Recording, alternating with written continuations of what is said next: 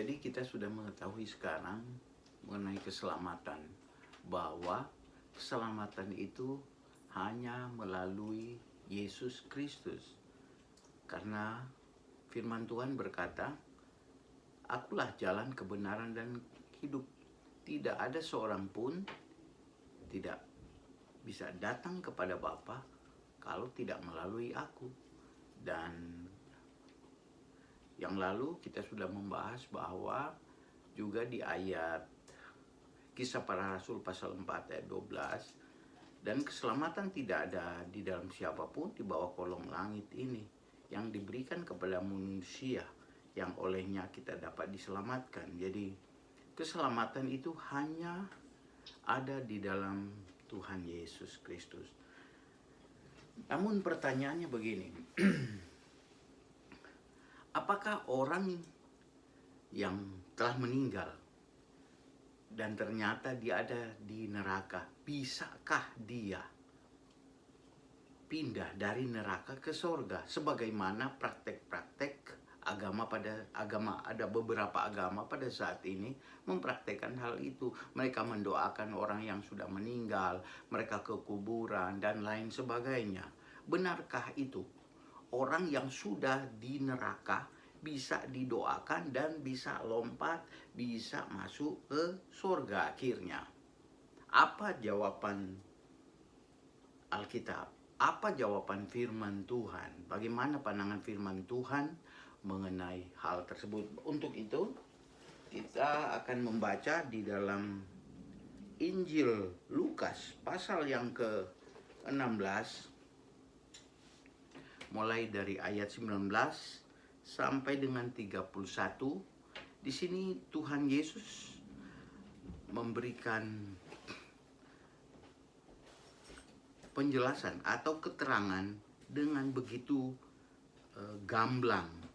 Dia memberikan contoh orang kaya dan Lazarus yang miskin yang meninggal. Demikian bunyi firman Tuhan. Ada seorang kaya yang selalu berpakaian jubah ungu dan kain halus, dan setiap hari ia bersukaria dalam kemewahan. Dan ada seorang pengemis bernama Lazarus, badannya penuh dengan borok, berbaring dekat pintu rumah orang kaya itu dan ingin menghilangkan laparnya dengan apa yang jatuh dari meja orang kaya itu. Malahan anjing-anjing datang dan menjilat boroknya. Kemudian matilah orang miskin itu, lalu dibawa oleh malaikat-malaikat ke pangkuan Abraham. Orang kaya itu juga mati, lalu dikubur. Dan sementara ia menderita sengsara di alam maut, ia memandang ke atas, dan dari jauh dilihatnya Abraham dan Lazarus duduk di pangkuannya. Lalu ia berseru, katanya, "Bapak Abraham, kasihanilah aku. Suruhlah Lazarus supaya ia menjelupkan ujung jarinya ke dalam air dan menyejukkan lidahku, sebab aku sangat kesakitan dalam nyala api ini." Tapi Abraham berkata, "Anak, ingatlah bahwa engkau telah menerima segala yang baik sewaktu hidupmu, sedangkan Lazarus segala yang buruk. Sekarang ia mendapat hiburan dan engkau sangat menderita. Selain daripada itu, di antara kami dan engkau terbentang jurang yang tak terseberangi, supaya mereka yang mau pergi dari sini kepadamu, ataupun mereka yang mau datang dari situ kepada kami, tidak dapat menyeberang." Kata orang itu, "Kalau demikian, aku minta kepadamu, Bapa, supaya engkau menyuruh dia ke rumah ayahku, sebab masih ada 5 orang saudaraku, supaya ia memperingati mereka dengan sungguh-sungguh, agar mereka jangan masuk ke dalam tempat penderitaan ini.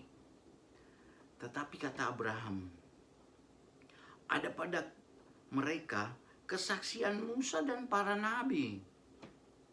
Baiklah mereka mendengarkan kesaksian itu. Jawab orang itu, tidak, Bapak Abraham, tidak Bapak Abraham. Tetapi jika ada seorang yang datang dari antara orang mati kepada mereka, mereka akan bertobat. Kata Abraham kepadanya, jika mereka tidak mendengarkan kesaksian Musa dan para nabi, mereka tidak juga akan mau diyakinkan sekalipun oleh seorang yang bangkit dari antara orang mati. Dari perikop ini begitu gamblang atau begitu jelas sekali diingatkan kepada kita bahwa orang yang sudah di neraka, ya tetap di neraka, dan di surga ya tetap di surga, tidak dapat menyeberang. Karena di ayat 26 jelas sekali berkata bahwa selain daripada itu di antara kami dan engkau terbentang jurang yang tak terseberangi, supaya mereka yang mau pergi dari sini kepadamu ataupun mereka yang mau datang dari situ kepada kami tidak dapat menyeberang, tidak dapat terseberangi, tidak dapat menyeberang lagi dengan daya apapun, dengan doa, dengan segala daya upaya, amal perbuatan, tidak dapat